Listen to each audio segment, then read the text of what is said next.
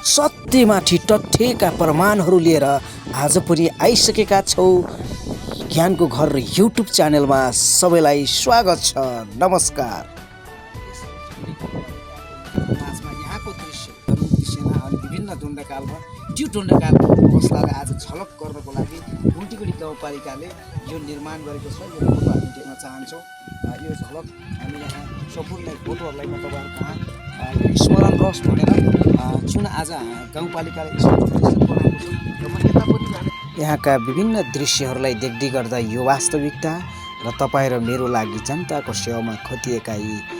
सिपाहीहरू जहाँ अकालमै अचानक ज्यान गुमाउनु पर्यो, जो 10 वर्षको जनयुद्ध कालमा।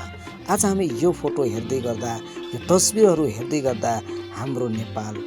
नरहे कहाँ नेपाली रहन्छ र नेपाली नरहे नेपाली कहाँ रहन्छ र नेपाली नरहे नेपाल कहाँ रहन्छ र यो इतिहासलाई, वास्तविकता, सत्यमाथि तथ्यलाई तपाईँ र मेरो प्रत्यक्ष हामी यो भिडियोलाई देखाउन गएका छौँ।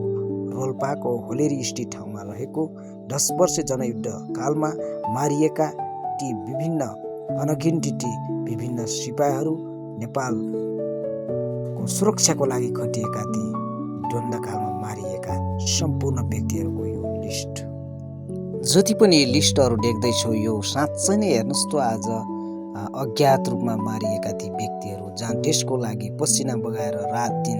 आफ्नो परिवारबाट टाढा रहेर देशको लागि सेवा गर्दै गर्दा यी एकदमै दर्दनाक घटनाका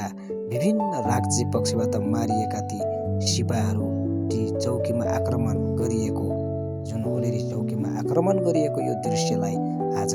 यथार्थ राख्नको लागि हामी त्यही प्रत्यक्ष फिल्डमा पुगेर यो इतिहासलाई, भविष्यको वास्तविकता र आउने पिँढीहरूलाई पनि आज यो याद झल्कोस् र अबको देशलाई सुरक्षाकर्मीको कस्तो भूमिका रहनेछ र सुरक्षाकर्मीले कस्तो योगदान गरेका छन् र उनीहरूको योगदानको कदर कसरी गर्ने भन्ने कुरा आज इतिहास बोल्दैछ। यी 10 वर्षको जनयुद्धको इतिहासलाई पल्टाएर हेर्दा आउने पिँढीहरूलाई एउटा ज्ञान मात्रै नभएर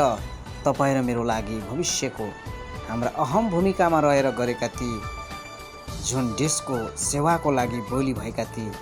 ज्ञात अज्ञात रूपमा बोली भएका ती सुरक्षाकर्मीहरूको लागि आज बडो गम्भीर र बडो सुरक्षित आफू मरेर पनि देशले बचाउनको लागि आफ्नो प्राणसम्म जिउँदो बोलीको रूपमा अर्पण गरेका ती सिपाहीहरूप्रति